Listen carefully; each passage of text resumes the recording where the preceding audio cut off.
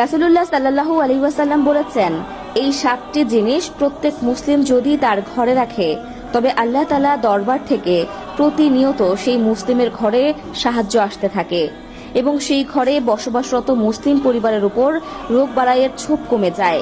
কিন্তু কি সেই 7টি জিনিস আপনার কি জানা আছে? এই 7টি জিনিস যদি আপনার ঘরে থাকতো কতই না ভালো হতো। প্রত্যেক মুসলিমেরই উচিত এই 7টি জিনিস ঘরে নিয়ে রাখা।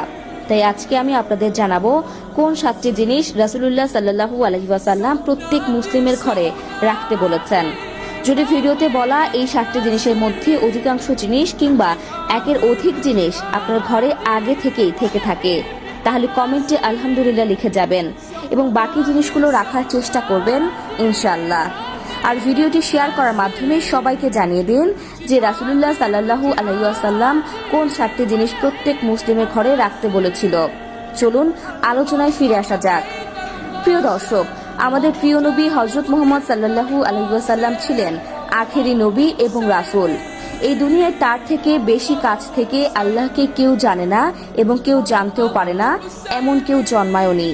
এবং সে আমাদেরকে যতগুলো হাদিস এবং ভবিষ্যৎবাণী দিয়ে গেছেন, বর্তমান আধুনিক বিজ্ঞান সেগুলোর সত্যতা প্রকাশ করেছে।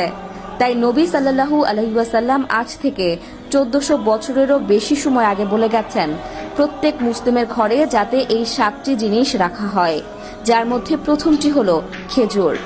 যার রাসূলুল্লাহ সাল্লাল্লাহু আলাইহি ওয়াসাল্লাম ইরশাদ করেছেন, যে ঘরে খেজুর থাকে সেই ঘরে কিয়ামত পর্যন্ত কোনো রকম দারিদ্রতা আসবে না।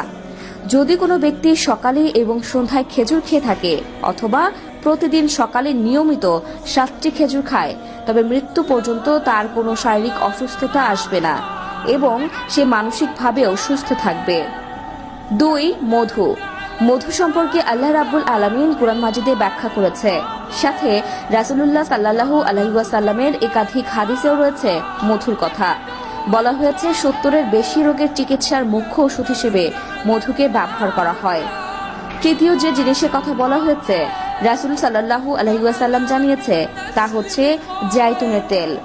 জাইতুনের তেলের সম্বন্ধে আল্লাহ রাব্বুল আলামিন পবিত্র কোরআনের মধ্যে একটি আয়াত নাজিল করেছে, যেটি হলো আত-তিনি ওয়াজ জাইতুন। এই জাইতুনের তেল হলো এমন একটি তেল যেটি সকল রোগের উপকার করে, কিন্তু এটি দিলে কোনো প্রকার কোনো ক্ষতি নেই। 4. ফলের জুস। রাসূলুল্লাহ সাল্লাল্লাহু আলাইহি ওয়াসাল্লাম জানিয়েছে যে ঘরে ফলের জুস থাকে সেই ঘরে অনেক বরকত নেমে আসে। কিন্তু বাজারে অনেক ধরনের জুসই পাওয়া যায়, তবে রাসূলুল্লাহ সাল্লাল্লাহু আলাইহি ওয়াসাল্লাম ঘরে আঙুরের জুস রাখার কথা বলেছেন, তবে সেটি টাটকা জুস হবে। 5. জমজম কূপের পানি। জমজম কূপের পানি হলো আল্লাহ তাআলার একটি নিয়ামত। প্রত্যেক মুসলিমের ঘরেই এটি কম বেশি থেকে থাকে। পরিবারের অসুস্থতা কিংবা কোনো বিষয়ের উপর ভীত হলে অথবা নানাবিধ পেরেশানির মধ্যে থাকলে সে যদি কিবলার দিকে দাঁড়িয়ে সামান্য পরিমাণ জমজমের পানি খায় তবে তার অসুস্থতা ঠিক হয়ে যায়। 6. শ্রেষ্ঠ কিতাব কোরআন।